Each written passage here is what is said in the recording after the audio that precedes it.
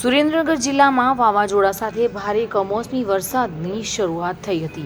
Ranpur Limbdi highway પર અનેક વૃક્ષો ધરાશાયી થયેલા જોવા મળ્યા છે.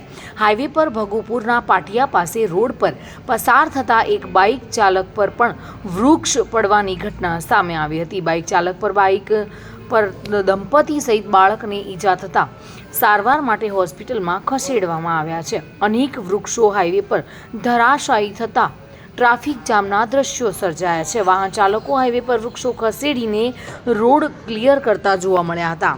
જોકે આ કમોસમી વરસાદે ભારે નુકસાન પહોંચાડ્યું હોય તેવું લાગી રહ્યું છે. જગતનો તાત પણ ચિંતિત છે. સામાન્ય લોકોને પણ ઈજા થતી જોવા મળી રહી છે.